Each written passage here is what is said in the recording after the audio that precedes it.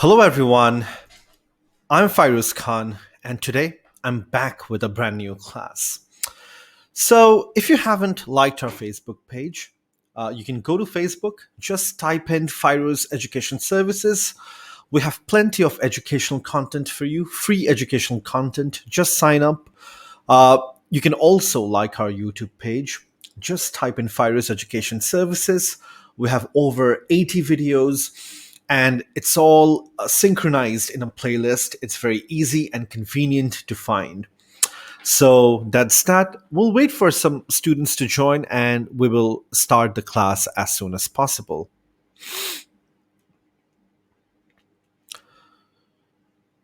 So, um, let's say you have a car and you want to, put gas or petrol in your car. So, car, we know it's a capital expenditure. When you buy a machine, a table, it's a capital expenditure. Capital expenditure stays for a long period of time. When you buy a car, it takes, you can use the car for 5 years, 10 years, 15 years, sometimes 20 years, sometimes even 30 years. I know people who've used their car for 25, 30 years. But then when you buy petrol or gas for your tank, it's usually for a very short amount of time, for a very short period of time. It's for a short benefit. Okay, it helps for day-to-day activities. It helps the business to run for a short amount of time. So that is revenue expenditure. And we've talked about revenue expenditure in the last class. It is quite simple. Okay, it provides a short-term benefit, and it's recorded on the year's income statement, and it's going to be deducted with the profit. You put it in the income statement, and when you put it in the income statement, just minus it, deduct it from the profit that you make. It's that simple. But however, when you think about a car, things are a bit different. So we've talked about revenue expenditure. Today, we will specifically look at capital expenditure. So on the right hand side, I have an income statement, and income statements sometimes can be complex because you have so much of information in there, so much of valuable information for the company, right? There may be expenses, tax, net profit sales, net product sales, operating income, other incomes, and so on. So let's say you decide to buy a car for yourself. Let's say you decide to buy a Nissan Rogue. In Asia, it's called Nissan X-Trail. It's a nice car. It's a beautiful car, and you've paid. Let's say you've paid $25,000. So normally, any layman, what they would do, any lame person would do, is take $25,000 and put it in here. Okay, record it in 2015 because you've bought the car in 2015. It makes sense, right? I bought the car for $25,000. I'll put it under expense. That I bought an asset in 2015. That's right. That's what you want to do. But things are not that simple. If you do that, it's going to be incorrect. That's a wrong process. So, because it is recorded as an annual expense, you bought the car and you're recording it as $25,000 for only the year 2015. Is it a fair process? Is it a fair procedure? I don't think so, because the car will live for 5 years, 10 years, 15 years. You can even use it for 20 years. So if you just record the expense for just one particular year, is it going to be a fair process? No. So, yeah. And it is not entered as a fixed asset. It's merely showed as an expense. It's showed as an annual expense. If I buy a cake, okay, let's say I buy a cake and I put it into my income statement because I bought a cake for my company. That's okay. That's an expense. You can eat the cake for 1 day, 2 days, 3 days, 4 days, maximum 5 days, right? Same with petrol or gas for your car. For example, if I if I if I take if I refuel my tank, in terms, if I make it a full tank, it'll last me 9 to 10 days. Okay, so that is an expense, a running expense. But fixed asset is not that. You can't do that. You can't put all the money, put all $25,000 in 2015. That's a wrong way of doing it, right? Because 2015's profit will be low because you're recording the whole $25,000 in 1 year. Let's say you've made a profit of $100,000 and you've put everything here, $25,000. Your profit levels will be low compared to 2016, 2017, because you've recorded the whole amount. So, um, and the value of business will go down, right? And this is not fair because the car will have value after many years. I know a lot of people who will sell their car after 10 years, 15 years, yes? And they will get some money at the end of 10 years or 15 years. There is a residual value left in them. That means they will have value even after many, many years of usage. So it's not fair to, to record it for just 1 year. Um, so it is not a fair process entering fixed assets. So what do we do? So we bought the car in 2015 for $25,000, right? In 2016, again we will record it, but not for $25,000, for $21,000. It has depreciated $4,000. The value went down by $4,000. Now, in 2017, we will enter it as $18,000. The value went down or depreciated by $3,000. In 2018, we will enter it as $16,000. As you can see, the value has depreciated around $2,000. And this process of taking the value of, taking away some value after every year is known as depreciation. Okay, your fixed asset, like a car, or like a computer, or like a table, or like a tablet, or like a phone, will depreciate its value every year by usage. And it will retain value every year. It will have some value at the end of 10 years or 15 years until, it breaks down or until you sell it off. Okay? So, that's that. And if you have any questions, please do not hesitate to comment down on the comment section, and I will get back to you. Okay. I'm also getting messages that people are requesting certain chapters. I will definitely get into that. As soon as I finish this chapter, I will talk about how to answer paper 3. I will also talk about the different question types and commanding words in Business Studies Cambridge. So let's go ahead. It's a very interesting chapter. So, capital and revenue expenditure. You buy a car for 10 years. You don't enter it in for just 1 year. You try to depreciate the value every year. Okay? Because if you do it in just one fixed year, it will not appear as fixed asset, but it will show as an annual expense. Okay? Like when you buy, let's say, a copy, a cake, that has a short-term value. When you buy fuel for your tank, it has a short-term benefit. But car, you will use it for 5 to 10 years. And when you enter everything for 1 year, the year's profit will be low. The year's sales revenue will be low.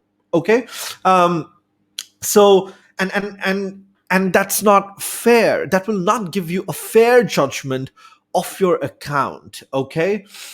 And therefore, we use this method called depreciation, right?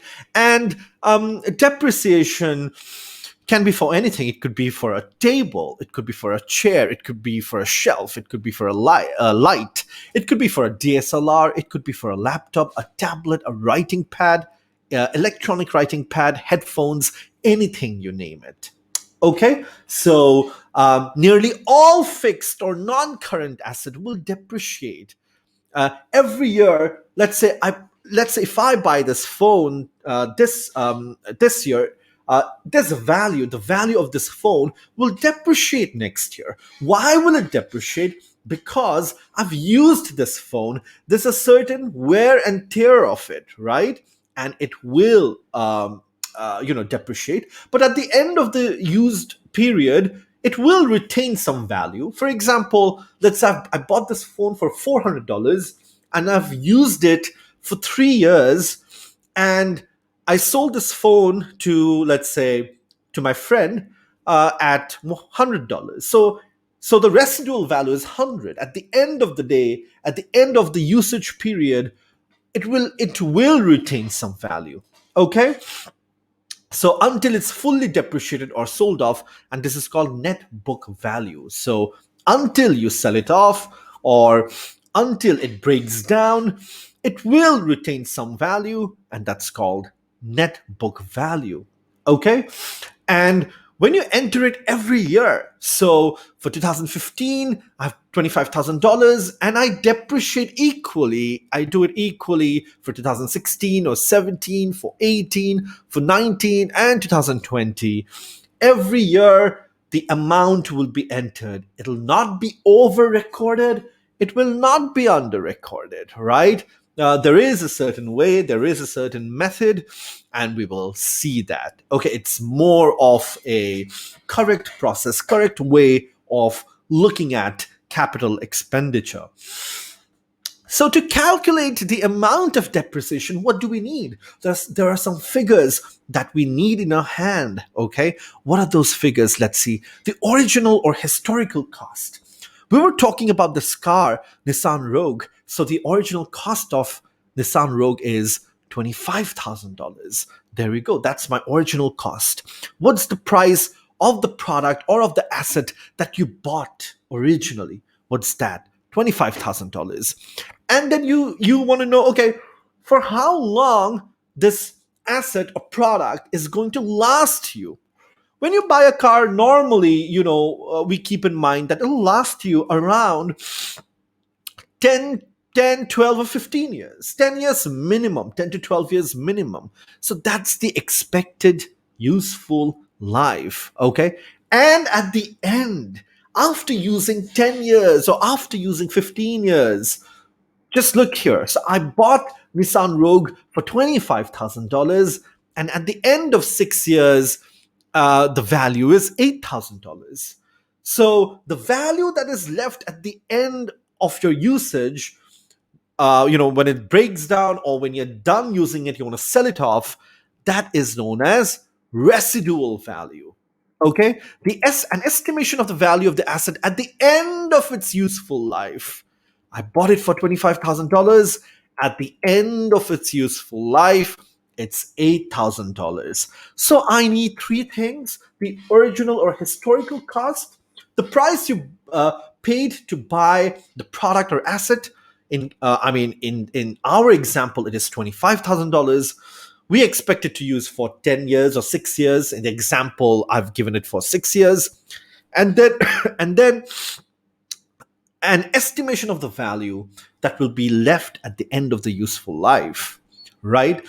Any questions, please put it down on the comment section and I will take it as soon as possible. So you do that and you will get it. So let's have a look. Let's have a look. So we have this method called straight line depreciation method. Okay. A constant straight line depreciation method means a constant amount is deducted, is minused every year, a constant amount. For example, let's say the formula of straight line depreciation is you take original cost minus expected residual value. For example, our original cost is $25,000. And at the end of using, let's say, 6 years, it'll be $8,000. I'm just saying. Okay. And how many years I want to use it? 6 years. So you take $25,000. My residual value is $8,000. After using 6 years, I can sell my car, Nissan Rogue, for $8,000. And I want to use it for 6 years. When you do that, you will see every year, okay, from 2015, if you look here, every year, your you got the amount. So every year, in this example, it's shown that your car will depreciate $2,833.33. In 2015, it was 25,000. In 2016, 22,167. In 2017, 19,334. And 2018, 16,501. So every year we are taking away a constant amount, which is 2,833. When you take away a constant amount, that is called straight line depreciation. A constant amount of depreciation is subtracted from the value of the asset each year. So I'm taking away $2,833 every year, okay, from starting from 2015, from $25,000. How did I get this value? Original cost $25,000 minus residual value $8,000, the value that is left at the end of your useful life cycle. And then for how long did you intend to use it? Let's say 6 years, 10 years, 12 years. So that's how you find straight line depreciation. And straight line depreciation is very famous, it's very popular, it's used all over the globe and world because it's very easy to understand, easy to calculate, it's not time consuming. Okay, this is why it's more acceptable form of calculation. However, there are two problems. Those two problems are expected residual value, expected useful life of asset. When we use the term expected, it means you are guessing, you are assuming. It's not a fixed figure. It's not a factual figure. So your assumption, your guess may be wrong. Okay, it may be inaccurate. So that's the problem because this is not a factual figure. You are expecting, I'm expecting to use my car for 6 years, but then it may confront with an accident when it's just 3 years old. And then what happens? The calculation is just totally outdated.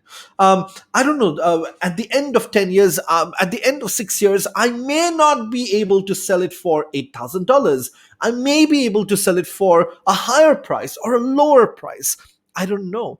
These are just assumption figures. Okay? So keep that in mind. So these are the limitations, but however, it's used everywhere because it's easy to calculate, right? Um, so keep this in mind. So depreciation method is used for all kinds of product. For example, for cars, for computers, for laptops, for mics that I'm using. Now, for some product, the value depreciates quickly. For cars, computers, mics, the value depreciates quickly. Now, you may ask me, why does the value depreciate quickly? Because it is an electronic product. Okay? Is an electronic product, a tech product, a technology product. And we know, especially in these times, tech changes every 3 months, every 4 months, every year. So when the tech changes, let's say I'm using this mic, it's a Rode mic, it's the latest mic. But next year, I know when a new Rode mic comes out, the value of this mic will go down because something new has come out, right? And this technology or this gadget or this product will become redundant and I will not be able to sell it in a higher price. That's a big problem. For some items like computers, cars, electronic items, electronic gadgets, especially because of technology. Technology is so rampant, it's so fast that the value, I mean, you will not get a good value. However, having said that, think about houses, think about land, think about property. Their value actually does not go down. The value, yes, it goes down. Of course, in special cases, there are exceptions, but most of the time it appreciates. Okay? This kind of asset will increase the value of your company. If you buy a property for, let's say, $100,000, After 5 years, it may be $120,000, and it will increase the value of your company, the value of your asset. So, depreciation, what I'm trying to say is it also depends on the kind of product or the kind of asset you have. This is why it is said that, do not spend a lot of money on gadgets. Do not spend. I've seen a lot of people spending thousands and millions of dollars in cars, because the problem with them is, let's say you buy a BMW today for $80,000. Just after first or second year, it'll become $50,000 or $40,000, almost half, because it's a tech product, technology. And with time, technology fades away and the value will go down, because nowadays the market has become so fast. Every year you have a new car coming out, every year you have a new laptop coming out. So the market is very, very competitive, and you won't see a value, you won't see a good value. Let's say you buy your car and you want to sell it after 10 years, you won't get a good value. However, again, in Bangladesh, um, and I also know that in Pakistan or in India, if you buy cars like Toyota Corolla, they have a very good value. My father bought a Toyota Corolla back in 2009. Bangladeshi taka 10 lakhs, it's like 12, $13,000 almost. And he sold it for actually $15,000. The value went up because with time, of course, the value went up, because if you want to buy a Corolla now here, it's very expensive. And also the brand Toyota Corolla, um, you know, captures dependability, and and the body is strong. Everybody's very comfortable with it. So yeah, there you go. So keep that in mind. That uh, depreciation will have a great effect on technology products. So depreciation sometimes might not acknowledge that. So you have to think about it. Okay. So there you go. Also, I'll tell you a short story. Also, when I came back from a UK, I bought a second-hand car. It was, I think, Nissan Bluebird. You can Google and see. It was a nice car. The car was used for 5, 6 years. It was a beautiful car. It looked nice. But when I bought the car, what I noticed is that since it's used, since it's a second hand, I had to spend around 300 or 400 or $500 after every 3 months or 4 months to maintain it, repairs and maintenance cost. So as the product gets older, you will have repairs and maintenance, and this will take money from your profit. Your profitability will decrease. And I was so fed up with the car after using it for, I think, 2 years. Then my friends and relatives, everybody said, "You spend a lot of money in this car, just keep it aside, just keep it somewhere, or you can sell it and get a new car." And when I got a new car, it's been around 5 years. I never went to a garage to repair anything. Of course, I have to do oil changes, those basic stuff after every 2, 3 months, mobile change and all those things. But there was never a major fault for the first 5 years. So keep this in mind when you buy a new product. It could be a new laptop, it could be a new car, it could be a new mic. They will not have any repairs and maintenance, but as they get old, you might have to spend a few bucks every month or after every 3 months to maintain it, to repair it. Sorry, I have a bit of cold today, but the class went extremely well. Ah, we will finish the chapter tomorrow. I took a gap in the middle. There was no class yesterday, but yes. So today we looked at thoroughly. We looked at capital expenditure. So when you buy a car, a fixed asset, the way it's recorded on your income statement, it's different, right? Okay, so keep that in mind. And we do it using the depreciation method. We take away the value every year over a period of time, 5 years, 10 years, 15 years. Okay, And we use this method called straight line depreciation. Okay. And the formula is given, and I've showed you everything. Okay. We've talked about the good things, we've talked about the bad things, and exceptions, what happens with property, what happens with electronic products. And then we've talked about maintenance and repairs. That's it. That's for today. Thank you very much. If you haven't liked our Facebook page, like it right now. Just type in Fyruz Education Services. If you haven't subscribed to our channel, subscribe to our channel right now. Type in Fyruz Education Services. We have plenty of videos coming up. We have planned great things for the channel. Also, hit the bell icon. You will get notifications whenever we upload a video. So, that is that, and I will be back again tomorrow, so be there. And thank you, everyone. Thank you for watching. I'll see you again tomorrow.